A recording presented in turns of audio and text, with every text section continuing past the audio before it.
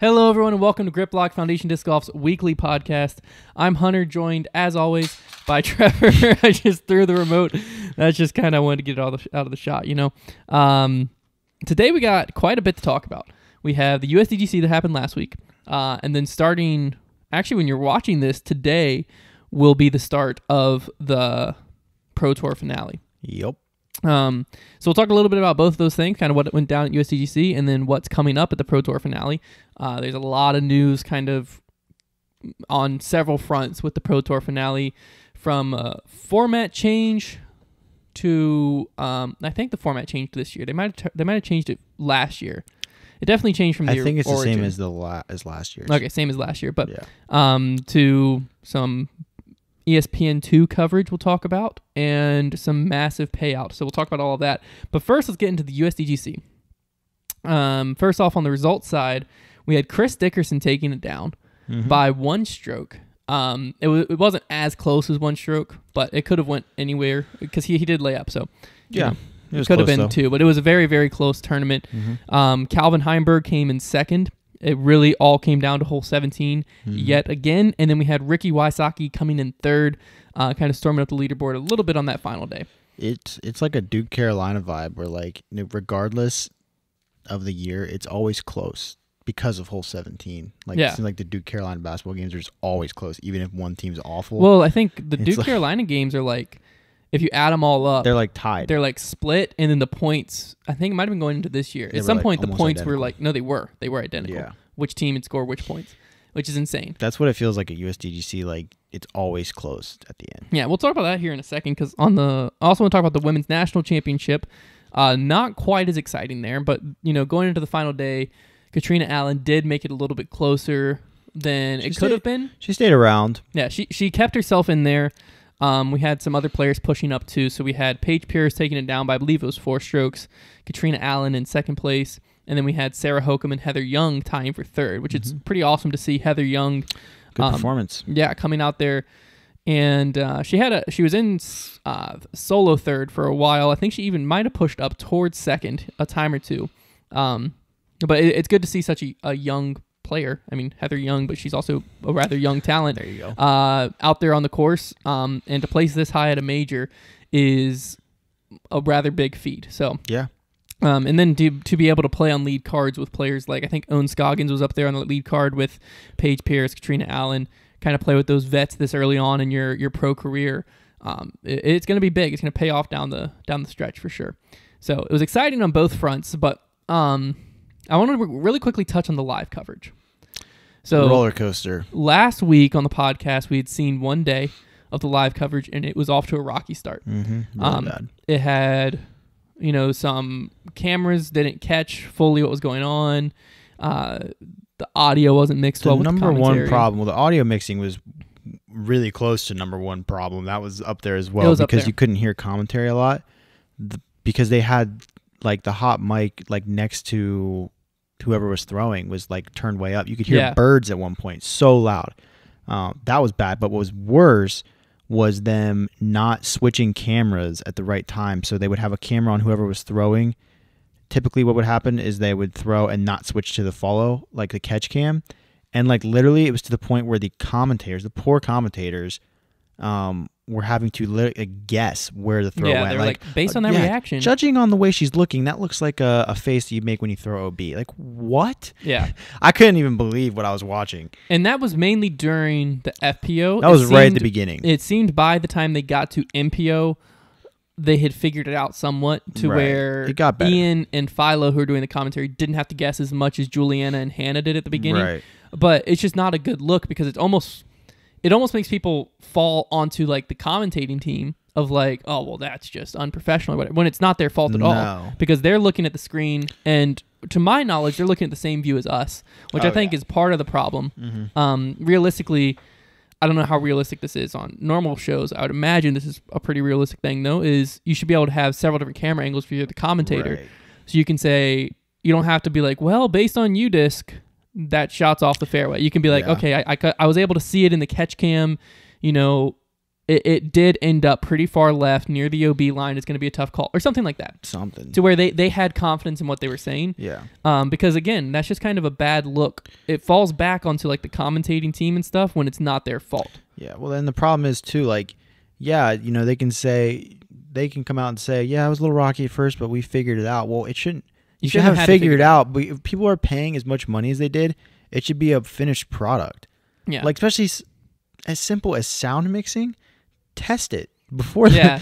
Like, you can test it. Or even monitor it during. Right. And have someone sitting there with headphones. It could have been like Hunter and I noticed it right away. They could have fixed it. It could have been the first clip and like, oh, crap, let's turn that down. That's all it was. Even if you mute it while you figure it out what's going on.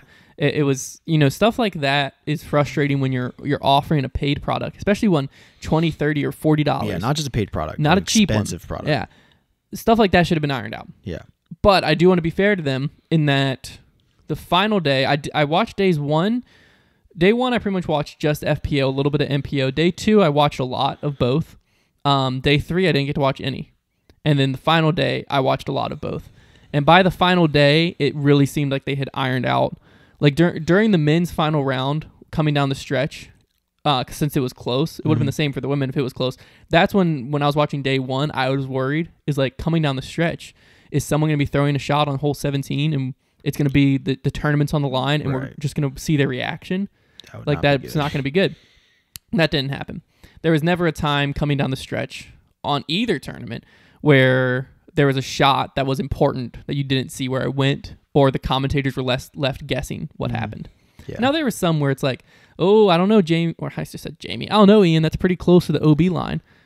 But that's not a unprofessional thing to say or an unprofessional look, because it's like, oh, well, yeah, that is pretty close. We'll have to see when we get up there.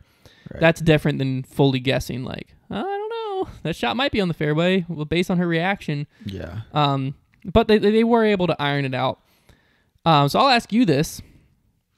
Paying $20, which I know we kind of split it, so 10 and 10, but did you feel that you got the value out of the $20 for the live stream? Well, it was a lot of coverage, I'll say that much. Like, having them kind of like, it's not like it was broken up, you know, where it was like them flipping back and forth between. So it was like 2 entire full rounds of coverage, 2 cards. That honestly might be what saved it, is the fact that not only was it, you know, 2 individual events, it was also, they did track 2 cards completely.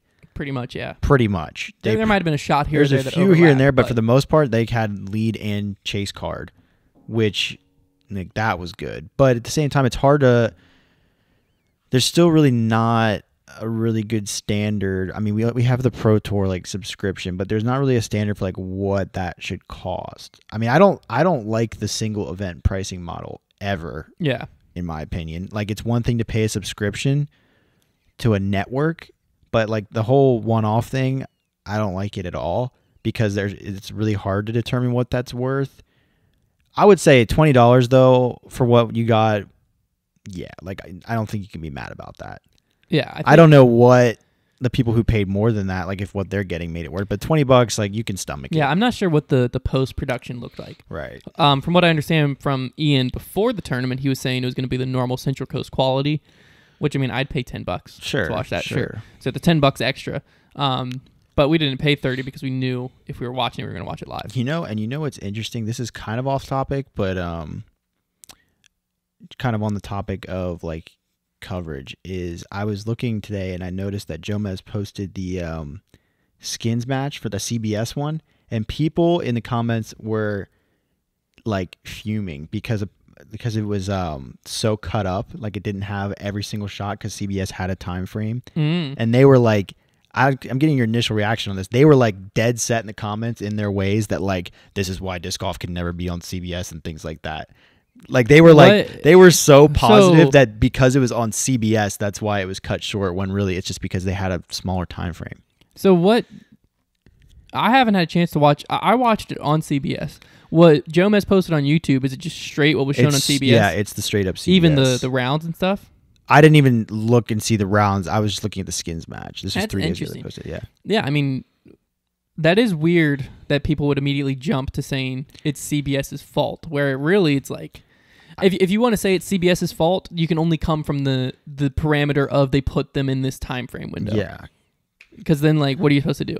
You have, right. What is it, 8 people throwing off the tee at least. And I think that just reaffirms for me that, like, there's so many people in disc golf that just hate progress, it seems like. Well, I think that... it's not that they were, like, you can be upset with it, but, like, understand the situation. Like, in all, like, it's good that we were on CBS. Yeah. Well, I think disc golf, I think, in a certain way, wants to grow, but it wants to grow on its own terms. So, like, when there's something that seems mainstream and might be a little bit out there, it'll get pushback. Now, is that a bad thing?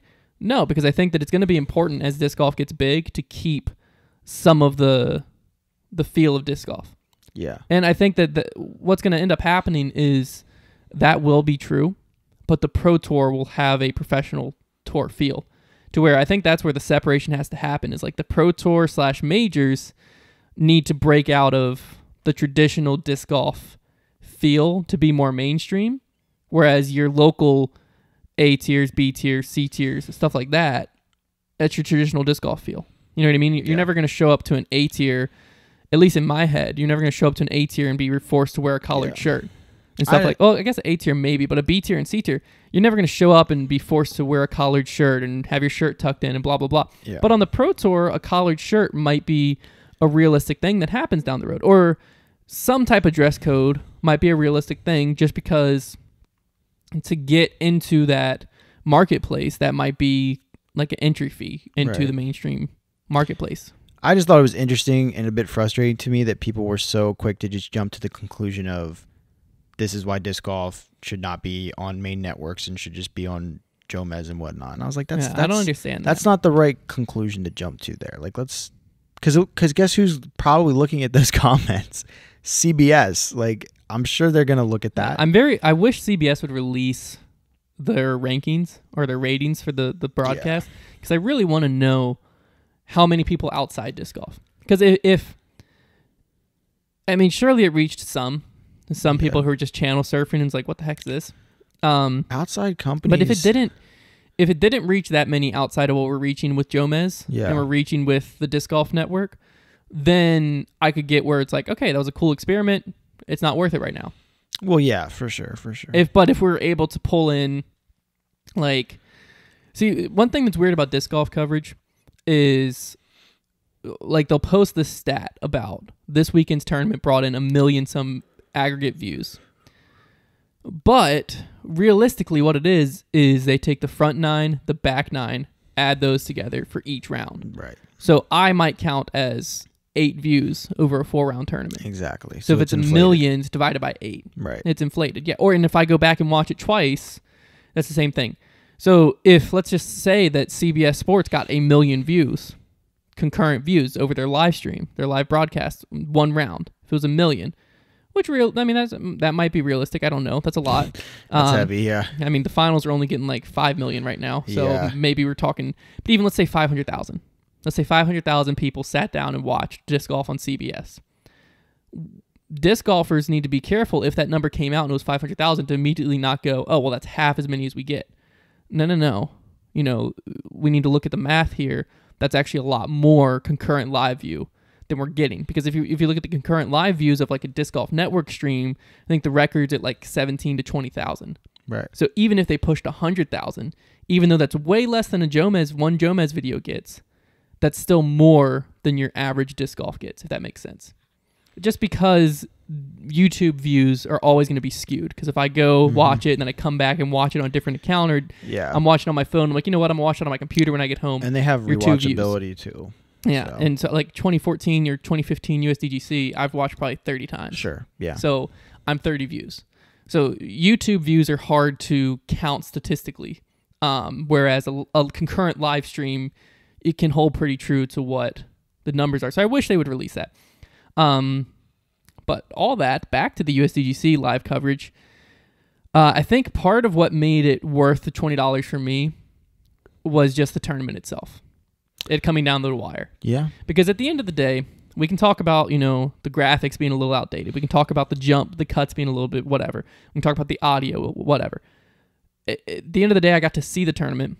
I got to see the discs fly.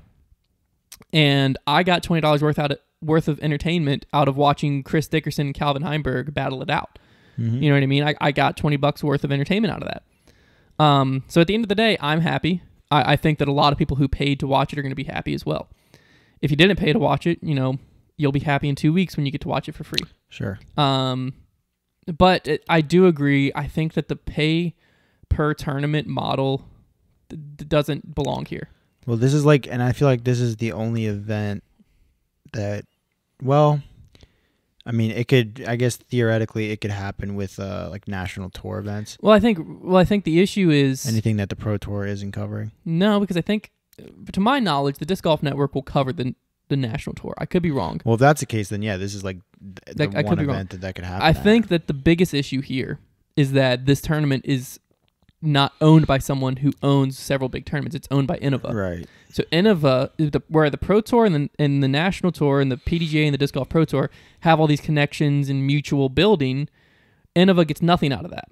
You know what I mean? Or even if it was Discraft or Dynamic or whoever owned this tournament, that wasn't a part of someone else's tour or whatever, that doesn't have all these regulations and stuff, then that's where the pay per tournament model would come in. Mm-hmm. I don't think it's going to come in because the national tour, even if they started their own pay-per-view thing, which I think would be very dumb to do, if they did that, it would be a national tour long because that's going to be their best bet to get people to buy. Yeah. Kind of like the Disc Golf Network model. So anything, I think that's why the Disc Golf Network isn't the Disc Golf Pro Tour Network. They called it the Disc Golf Network because they want to expand it beyond the Pro Tour. So I believe we'll probably see some national tour events on there. At least I hope. I could be wrong. I just remember reading something about that. Whereas, you know, with this major being owned and operated by Innova, that's another downfall of it, is of that side of it, that the PGA needs to get a hold of, because then they can control it and be like, hey, instead of the majors being a part of the Disc Golf Network in 2021, we're going to offer a pay-per-view package that covers all 4 majors or all 3 majors, whatever it is. And this gets you live coverage, access to European Opens, Worlds, USDGC, USWDGC. It gets you access to all of those for $20 year long. Right. Something like that. I think that's more reasonable. You'd get more people in. Mm-hmm. I don't mind the pay-per-view model for the sport, but I don't like the pay-per-tournament model, if that makes any sense. Mm-hmm. The other thing is I wanted to talk a little bit about why USDGC seems to always come down to the wire. Like, I feel like every year it comes into hole 17 and 18 and there's multiple horses in the race. I could be wrong there, but I don't remember. I mean, was 2015 close? I know 2014 was. I don't remember 2015. I believe 2016 was, but got cut short. Yeah, I think it was. I think 2015, because I remember, like, I think going into hole 17, I remember thinking like, okay, Paul needs to hit the island. Yeah, I remember that too. So it had to be close. I mean, what is your opinion on why you think it always happens like that? Because I know why I think it does. I just think it's the... Especially after filming the video we did today. I was going to say, I think it's the OB and the OB rules of that course. Yep.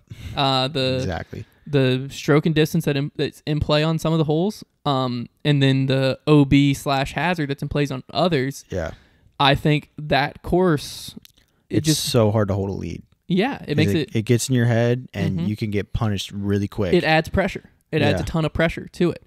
So, I mean, the video we just shot today is coming out on Saturday. We won't give away who won, but we basically called it the USDGC Hole 17 Challenge. And the idea was you go to a tee, and you have to throw your drive until you're inside the circle. Right. We went to a pitch and putt course, obviously. You had to throw your drive until you're inside the circle. And then, you know... So that kind of gave you that pressure of like, you miss one. Okay, well, now I have to throw the second from the same spot. And you're using a disc you didn't want to use. Yeah. It's hard. It builds up. So I think that's 100% why. Yeah. And you have to do that for 4 rounds.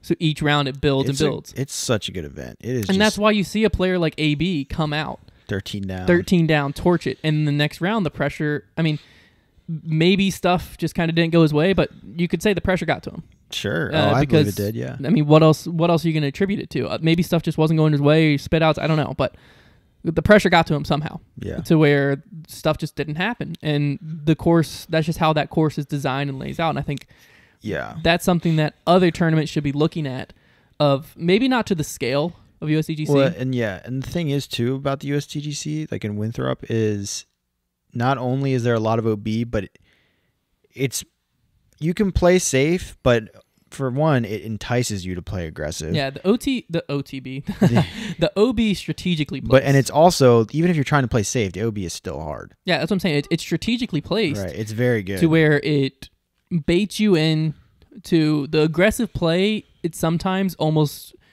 gets you into a more open area, but then you have to throw farther to get to that open area. Right. So when you're laying up, a lot of times it's tighter. Yeah. It makes you have to think through every single shot, and that's what causes this tournament to be exciting. So I think that this is something that other events need to look at. Need to look at how can we take some of these elements, and I do think that a big part of it on the Pro Tour, National Tour, and Major level is stroke and distance. I'm not saying that for A tiers, B tiers, C tiers, but I do think that the PDGA should come out with some type of rules exemption for elite series and up tours, or elite series and up events, so national tours, pro tours, majors, where they can use stroke and distance. Yeah. Because I just think that would go a long way in making the game more entertaining. Maybe not to the players, but to the fans. And at the end of the day, that's what the Pro Tour, National Tour, that's what they need. They need the fans to be more engaged.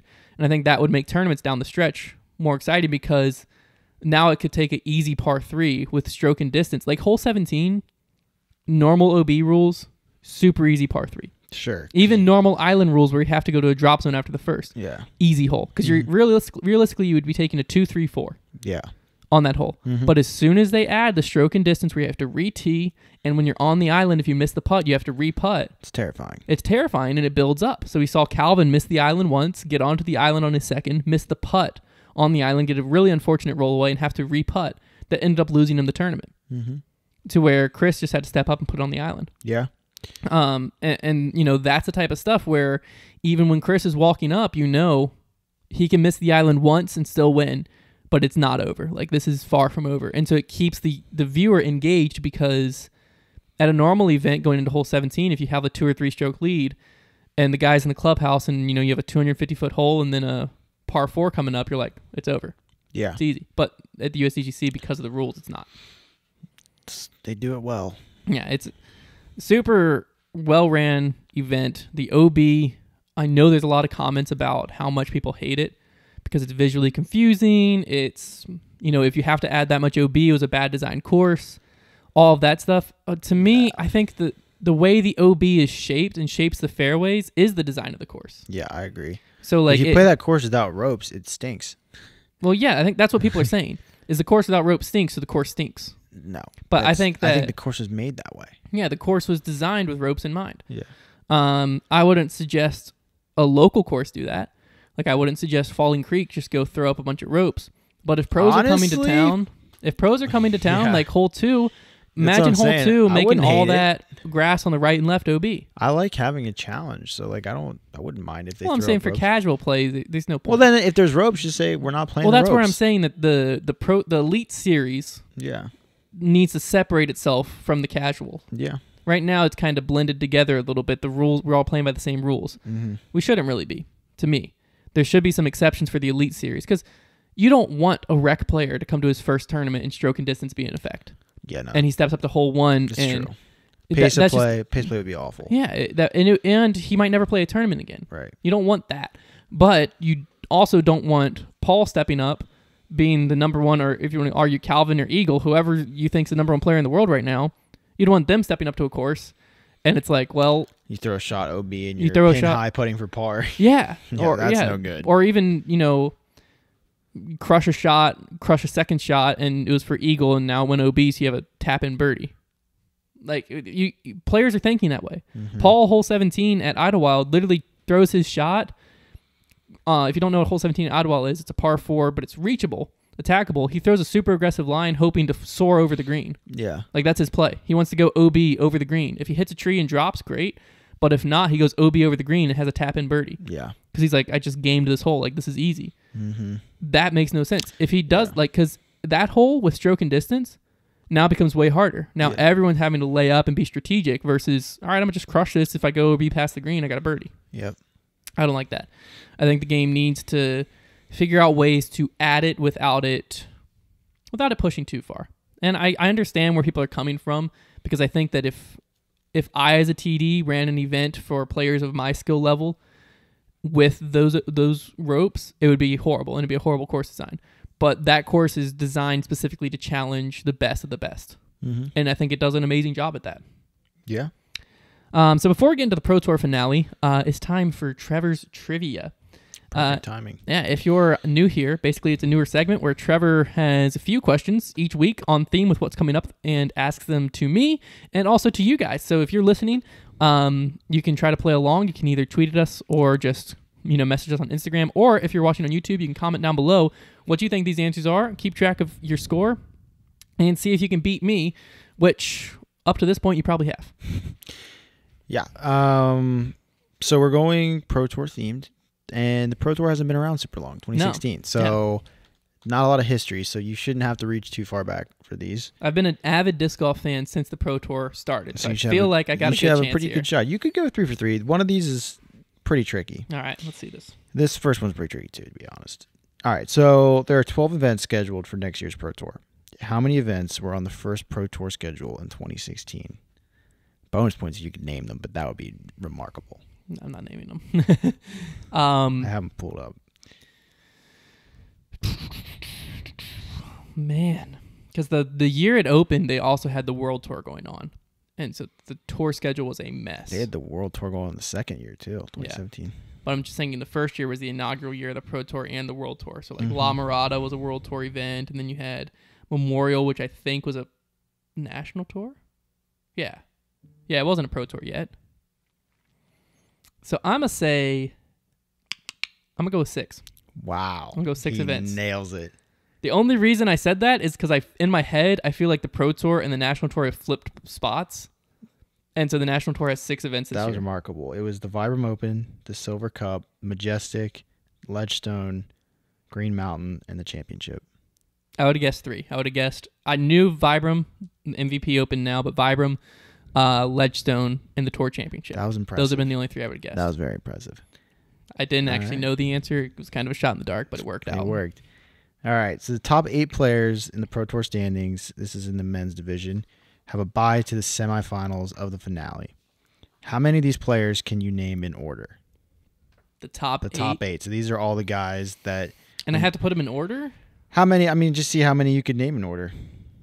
What's bad about this is I was just looking at the bracket. I know. I was hoping you would do this segment before we go over our brackets. I was just looking at it, and well, that's why I figured you might have a shot. So I know we got Paul for sure. Mm-hmm. Now, is he first though? I think he is. Yes, he is. Calvin second. Yes. Eagle third. No. Ricky third. Yes. Eagle fourth. Yes. I know James Conrad's ninth. Mm-hmm. Chris Dickerson's fifth. Yep. I'm at 5 already. Chris Dickerson fifth. So you got. Shoot, where am? These last 3 are a little bit tricky. I feel like Yuli is in the top 8. I'm gonna say Yulibari's 8th. He's not in the 8. He's not in top 8. Dang it! Oh, I had him going to the finale. So. Yulibari's 11th. Is Emerson in there?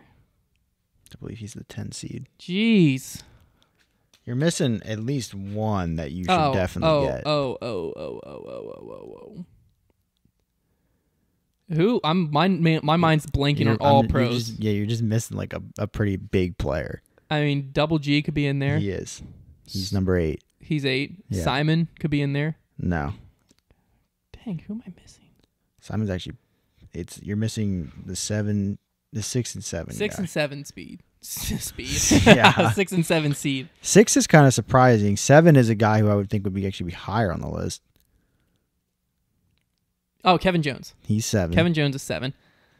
And then 6 seed. I picked the 6 seed all the way to the finals. That doesn't help me. You should. Because you know who you know the obvious picks. I don't even know. There's a picture of him on our wall. Nico? I thought he was 9th. No, James Conrad's 9th. Yeah. Dang it.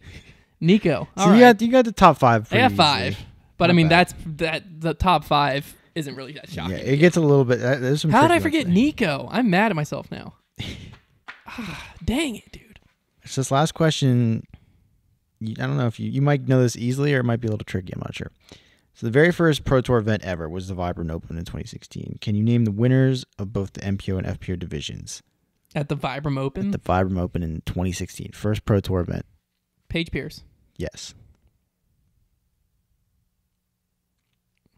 I know Paul got a silver jacket, but was it from that year? Ricky Wysocki. Paul Macbeth. It's Michael Johansson. When was Chipmunk Gate? What the heck is Chipmunk Gate? Or did MJ lose in the playoffs? It is a tricky one. I saw this and I was like, I forgot that guy existed. Steve Brinster? No. I don't know. I would never forget Steve. I would never forget him. I don't know then. Bradley Williams. Oh, where is that guy been? Where is he? Because he's dirty. He had that random suspension from the PDGA for a while. Yeah. It was him and Anton got into it. No, it wasn't Anton. No, it was Anton.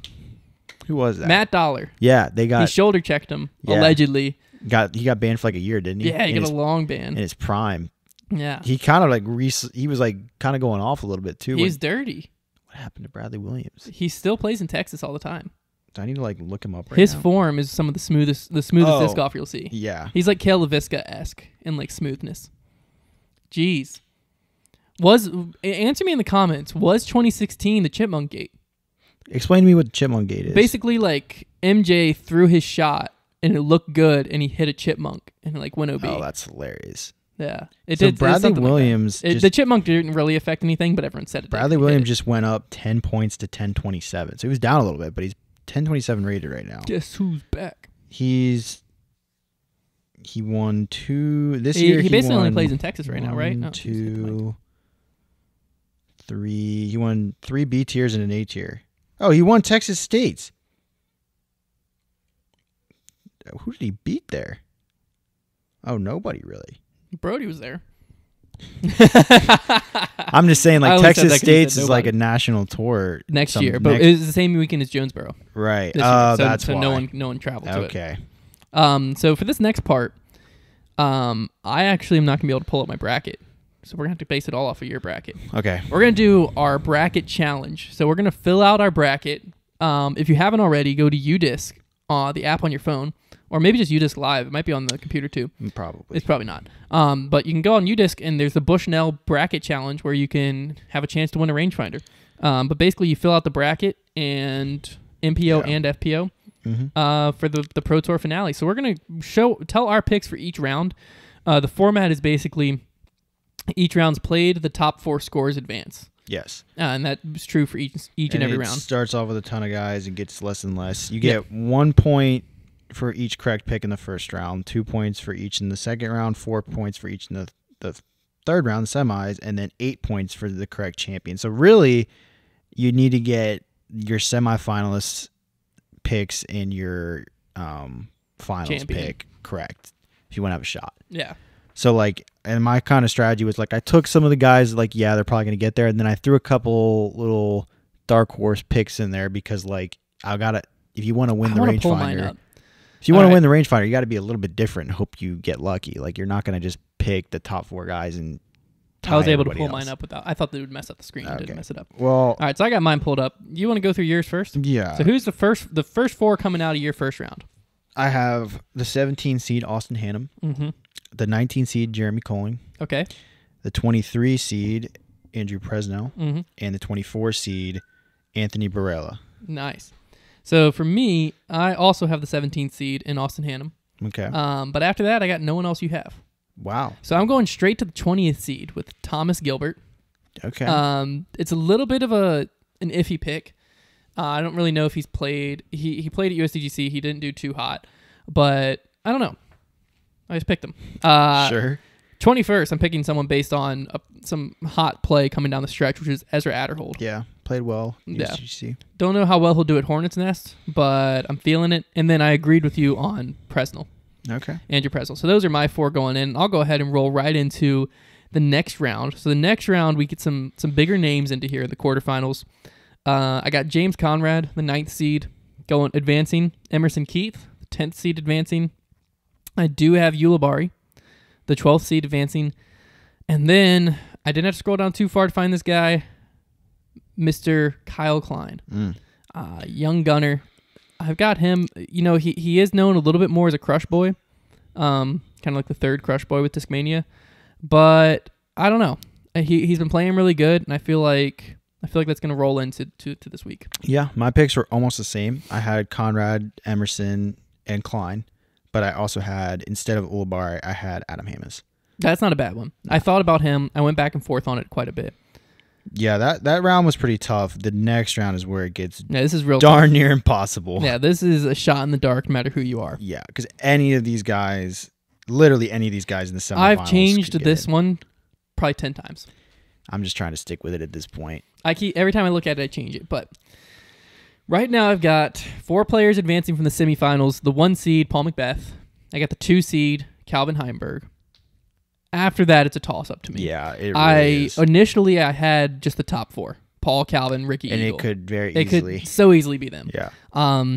Ricky, I really wanted to pick, but I wanted to sneak a dark horse in there, and I knew Chris Dickerson's coming in. I feel like he's going to the finals. Yeah. He played really well last year. He's won it last year. Twice. He's won it twice overall. Yeah. Last year was at Hornets Nest, I believe. So he's won it here before. Yeah.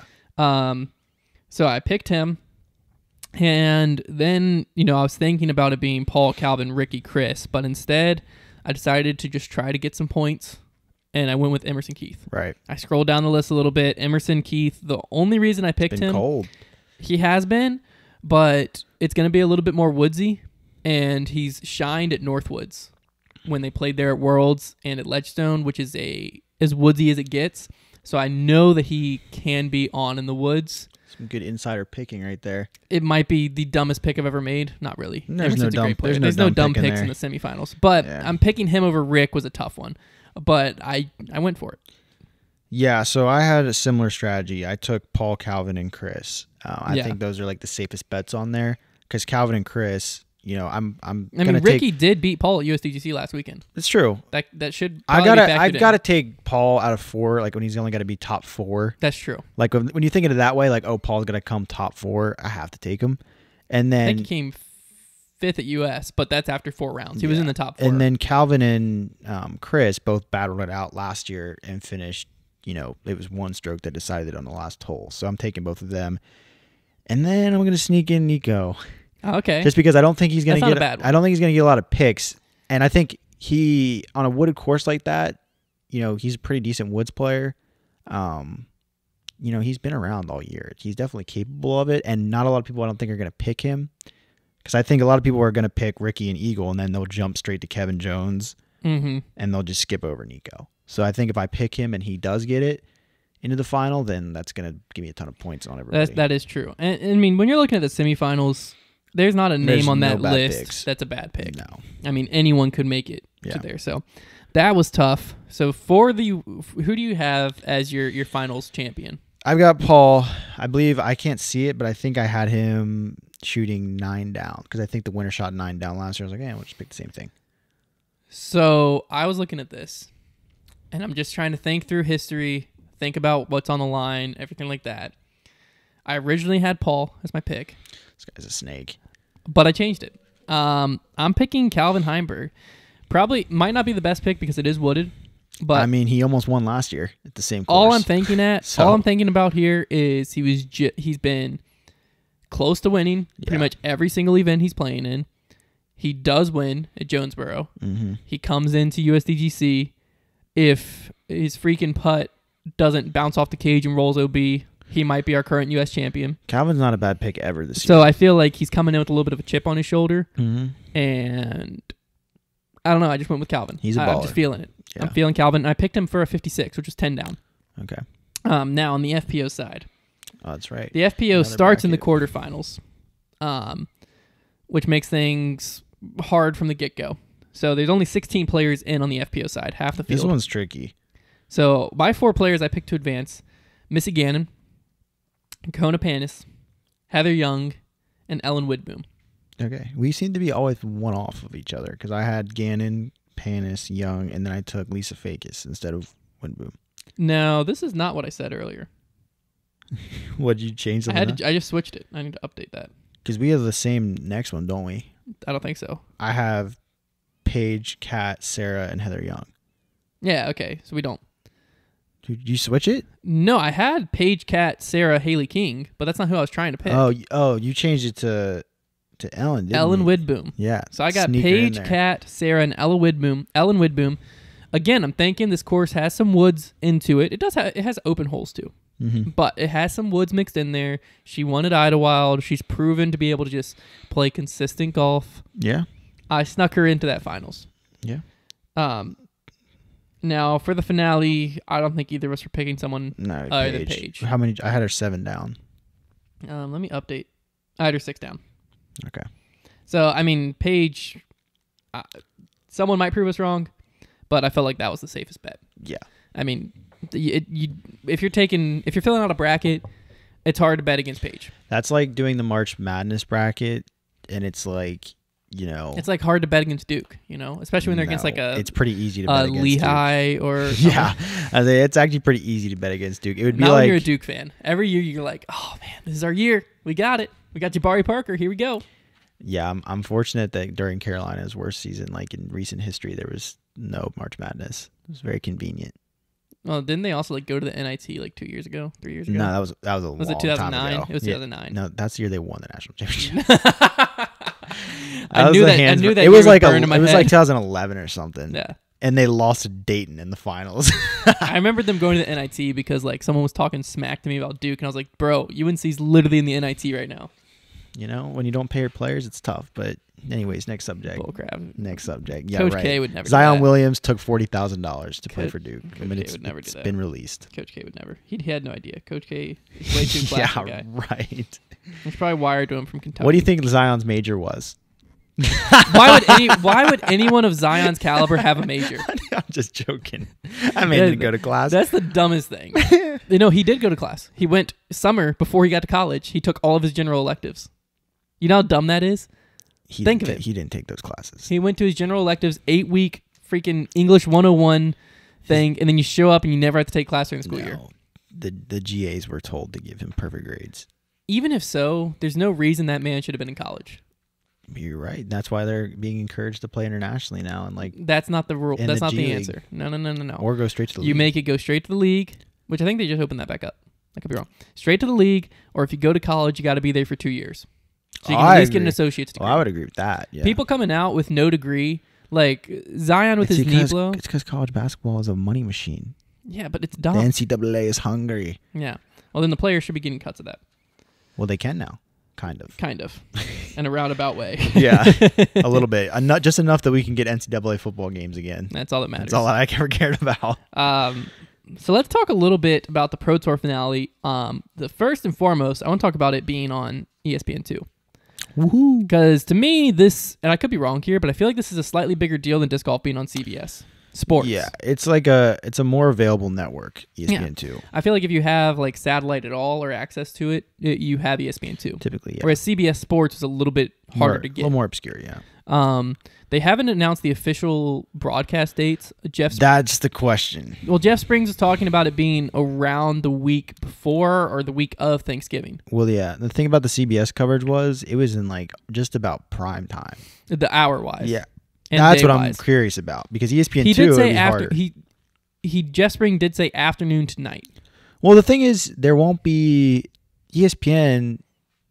ESPN2 won't have. They might be competing with college basketball. College basketball is supposed to start up in November. Duke's first game is November 25th. So that's right around Thanksgiving. It's going to be close. ESPN. That's the only thing I can think of them competing. It also, well, I mean, ESPN2 doesn't cover football, but if it's on the same time as a big football game, might compete with that.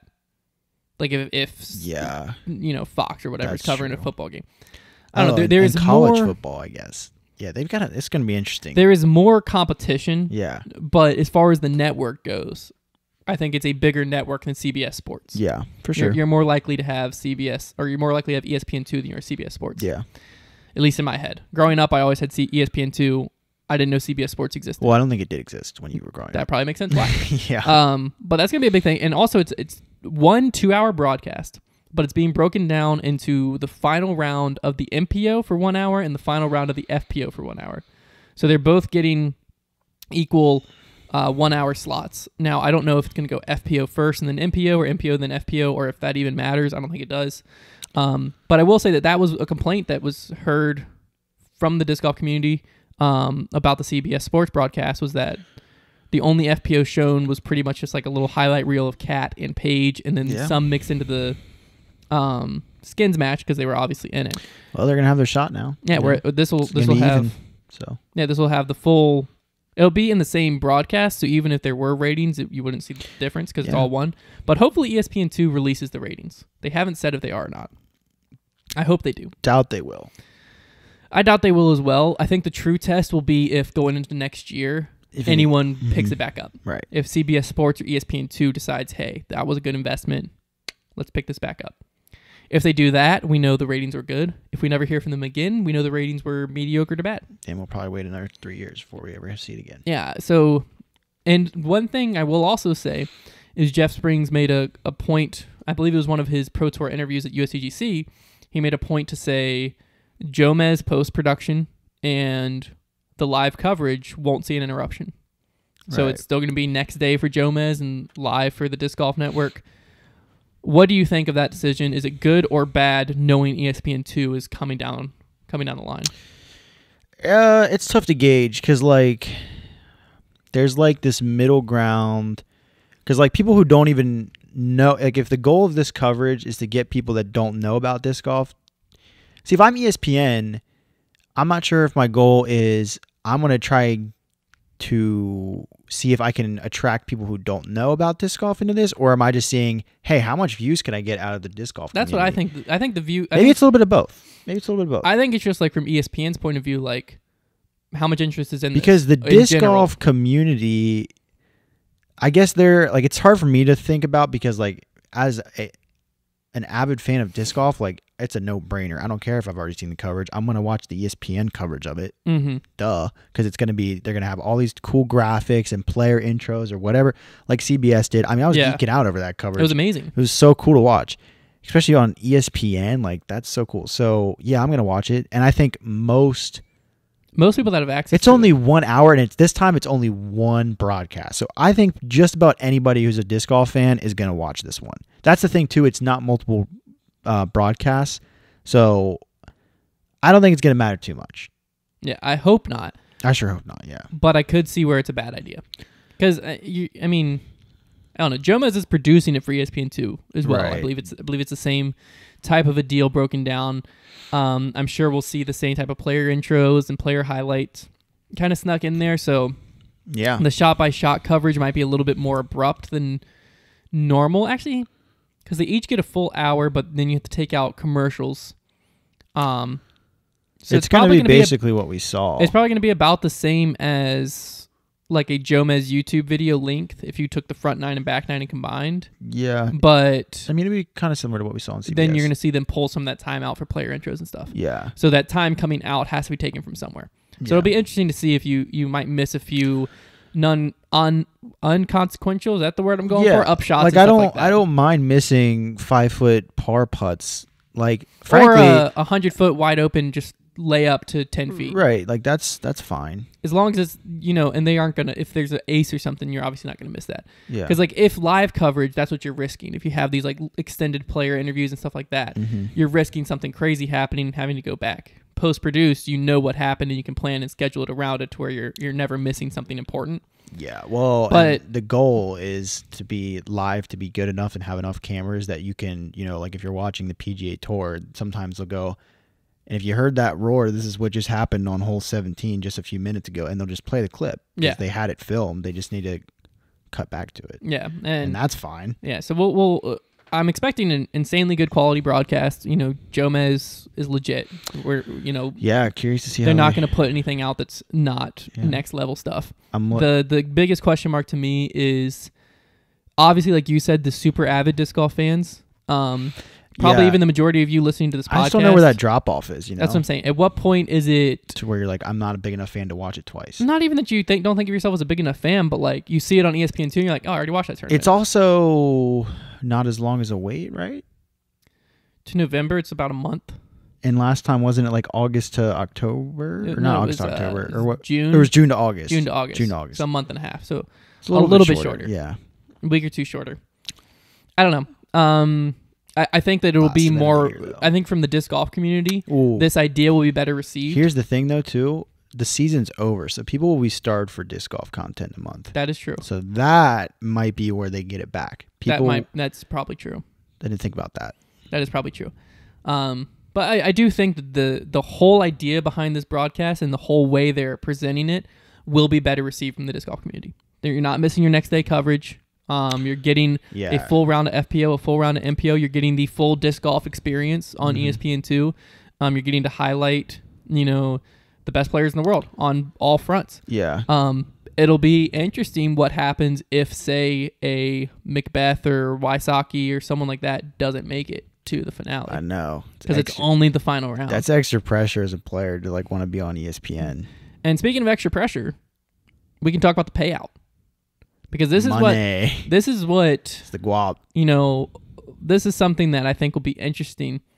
The Pro Tour finale, previous years, and this could just be me as a viewer, but previous years when Usdgc happens, I feel like the disc golf season's over. The Pro Tour finale happens, and I feel like it's like, or even the Hall of Fame Classic used to happen too. Those almost just felt like kind of bonus events, but maybe it's just because my perception casted this onto the players. Well, the Pro Tour also wasn't as big as a deal before. But maybe it's just my perception casted it onto the players, but I never seemed like the players cared as much about the Pro Tour finale or the Hall of Fame Classic and the National Tour finale that were if they happened after Usdgc. Like it seemed like Usdgc was just, you know, everything's building. Usdgc, and it's like, okay. Yeah. Here's Hall of Fame. But this year, both the MPO and FPO winner will be receiving $15,000. And Jeff Springs is cited saying that is, as of right now, they're expecting a little bit more money to come in, and that number could push as close as $20,000 on both fronts, the FPO and the MPO side. Good for them. Second place right now is looking at about $7,500, if I remember correctly. That's a great drop-off right there. That's what we like to see. And just for showing up, you get like, I think $700 for MPO and $900 for FPO because of the field size being different. Qualified. I mean, yeah. Yeah, so you qualified, you made it. You got your money. Cover your travel fees. It's good stuff. Pretty awesome to see. And it's also going to be pretty awesome to see on ESPN2. The fact whoever wins MPO and FPO be presented with hopefully a big check that says $15,000 so that, you know, sure, it's not golf level or something like that. Yeah, not 1.6 million, but you know. But I mean, still, like, it's a lot of money. It's not like laughable, you know. That's what I'm saying. If you're watching and someone's handed a big check that has $5,000 written on it, you're like, oh, yeah, 15 grand. I knew this wasn't a sport. That's good money. Yeah, you see 15 or 20 grand on a big check, you're like, wow, I didn't know disc golf had that kind of money. And the fact that they could throw that money together in a shortened season with all these curveballs, no spectators, things like that. I'm thinking next year we're gonna see Pro Tour finale be like 30K or more. That'd be amazing.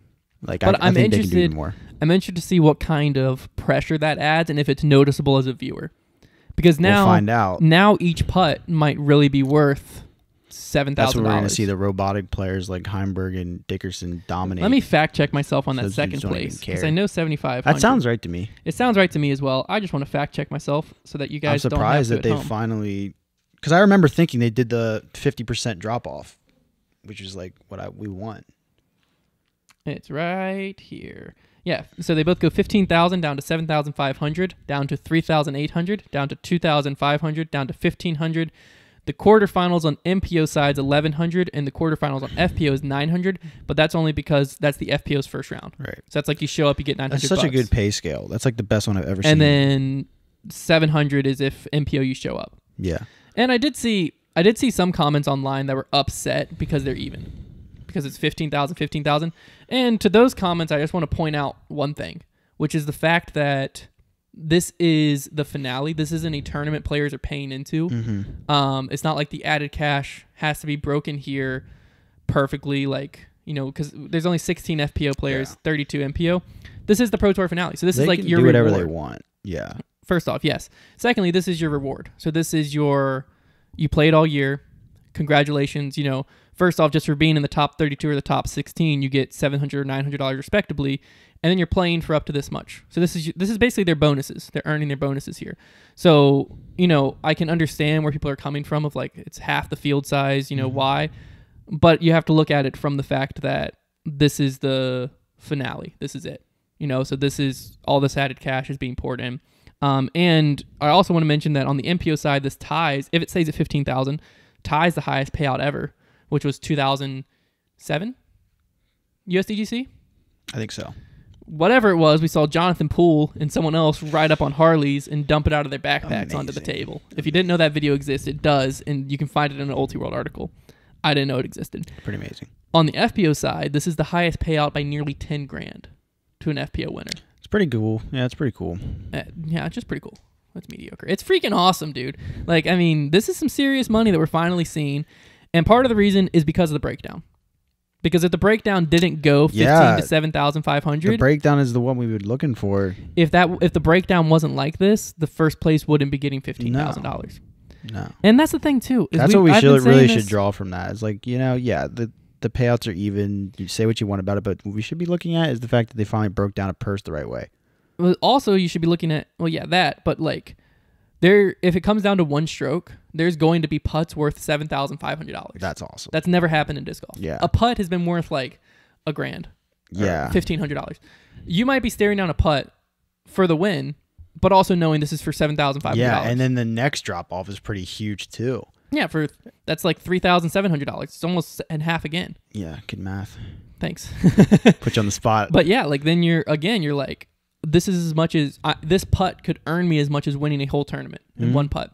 Yeah. Versus, okay, you know, yeah, I dropped from $5,000 to $4,000. It's very FedEx Cup-y. Yeah, and this is the type of thing that, you know, people have said many times. I see people complaining about disc golf needs more money in it.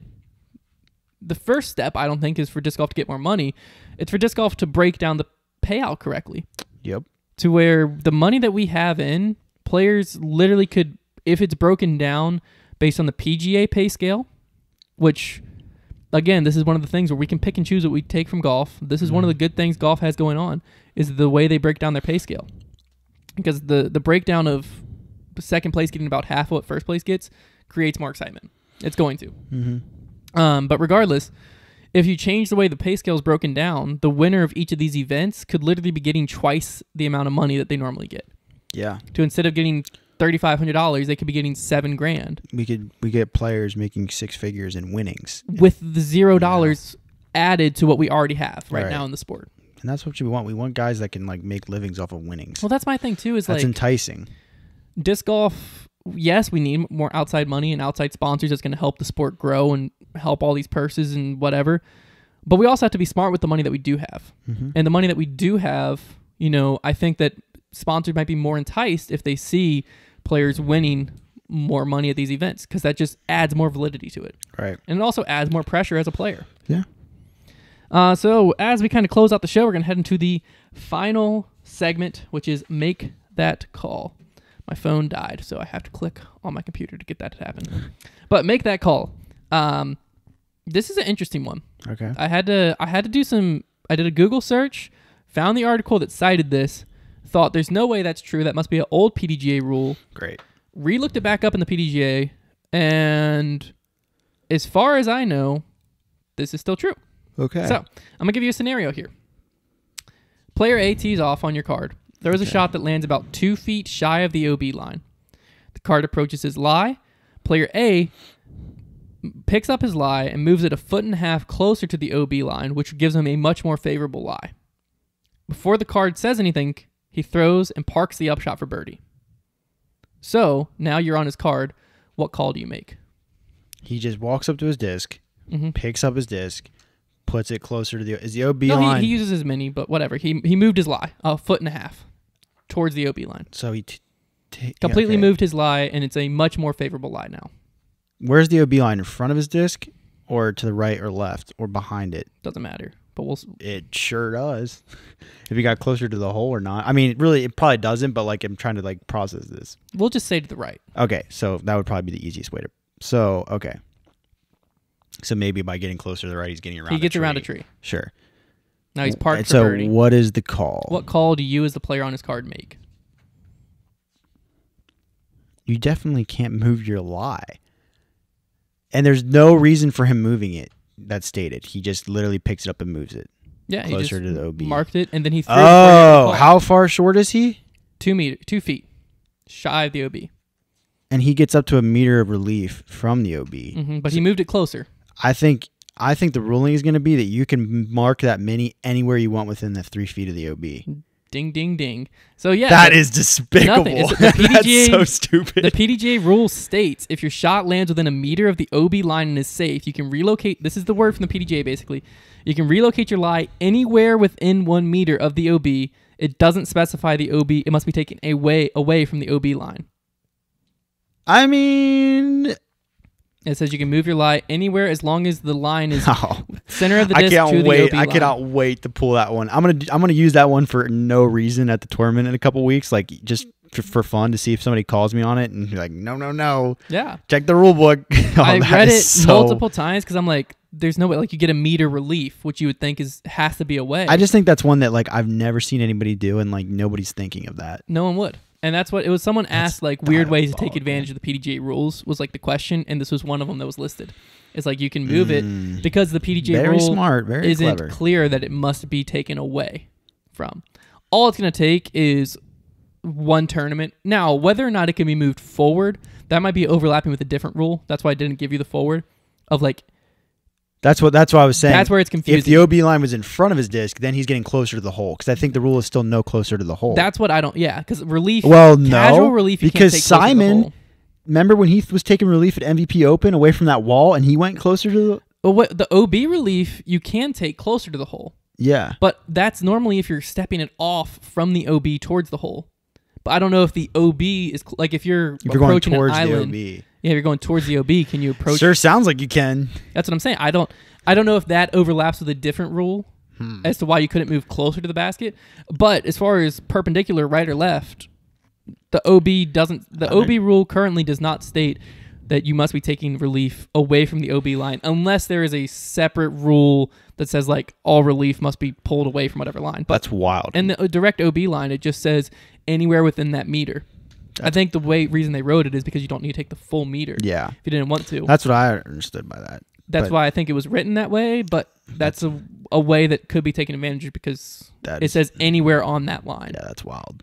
So therefore, if I'm 3 feet away, I can move it back 3 feet, which is a kind of a criminal use of the rule, but pretty sick. The more you know. All right, so that's going to basically wrap it up for this week's podcast. If you're listening, we did get a restock of SF hats recently, but more importantly, tomorrow is the drop date of the Crystal Get Freaky Zones, stock Crystal Flex Get Freaky Zones, the Brody Roaches, the Stock Run Hades, as well as the limited edition Halloween Buzz and the limited edition full foil Halloween Buzz, all of which will be available on foundationdiscs.com at 5 p.m. Eastern time. So 5 p.m. Eastern, they will be live. If you want more information about that, check our social media. We will be posting about that at some point during the day. We might have already posted about it today, but if not, we'll be coming up soon. We'll be posting all the details to that drop, exactly where to find it.